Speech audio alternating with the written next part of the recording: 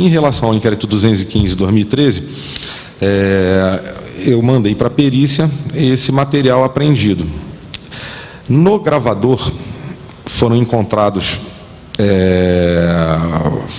estava gravado uma reunião feita entre algumas pessoas que não são indígenas e os indígenas que estavam ocupando a fazenda.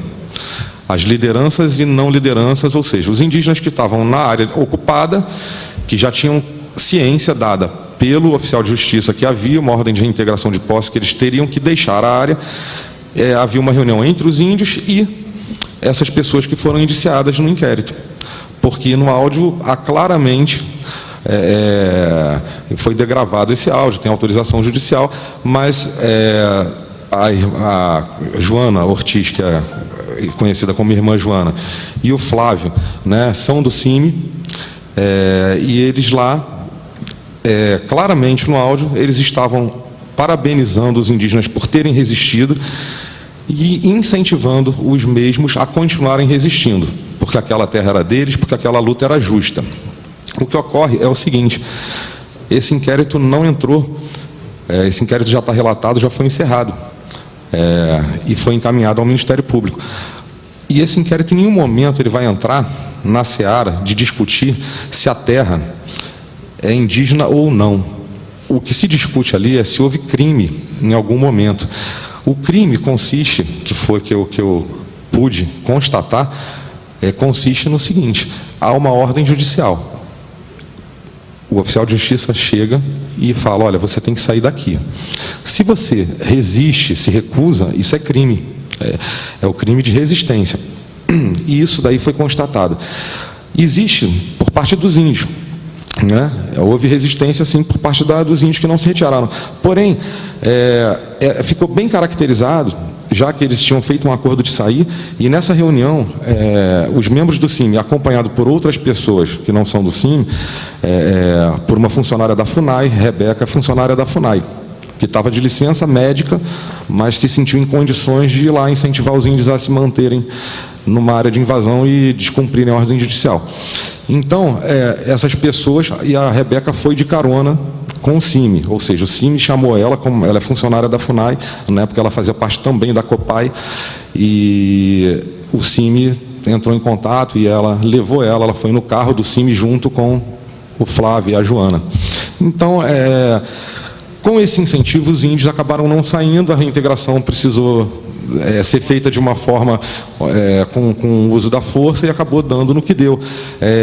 Então, nesses áudios aí que já estão em poder da CPI, fica bem constatado, muito claro a questão de que os integrantes do CIMI, acompanhados por não integrantes do CIMI, nessa ocasião específica, que foi apurada nesse inquérito policial, eles efetivamente instigaram os indígenas a praticar um crime.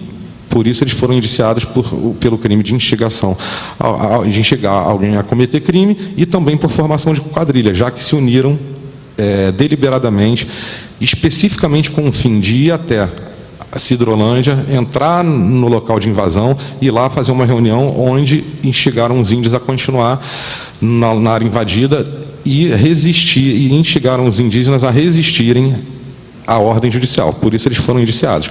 Então, nesse inquérito policial, com todos os indícios e provas, ficou constatado que nessa situação específica, o CIMI, além de outras pessoas, instigaram os indígenas, sim, a resistir à ordem judicial. E, por estarem juntos, foram indiciados também por formação de quadrilha. Acrescentando o que foi encontrado, isso foi os áudios que estão gravados, né, no gravadorzinho encontrado com o Rui, que também foi indiciado, porque estava no local. Foi apreendido o gravador e um notebook. Nesse notebook foi encontrado um arquivo chamado The Anarchist Cookbook, em inglês, né? Em português, traduzindo, seria o livro de receitas do anarquista. Ele está todo em inglês, mas consta dos autos também.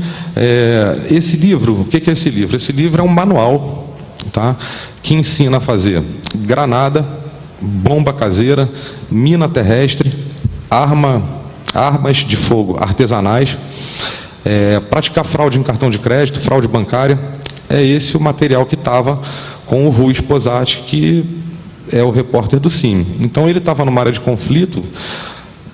Eu não consegui entender, e ele também não explicou o que ele estava fazendo com esse material numa área conflituosa, né? Um material que ensina a fazer arma caseira, mina terrestre, granada caseira, gás lacrimogênio caseiro com produtos de limpeza.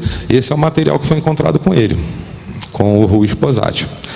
Em resumo, o inquérito é isso daí. Devido ao que eu estou falando, devido a isso que eu estou citando, narrando, essa é a história do inquérito. Ele começou em 2013, ele foi relatado ano passado, em 2015, foram 2 anos de investigação, e, no fim das contas, ele chegou a essa conclusão em relatório, né? Realmente dá indícios suficientes e provas dos crimes praticados, e ele já foi encaminhado desde o ano passado para as providências cabíveis por parte do Ministério Público.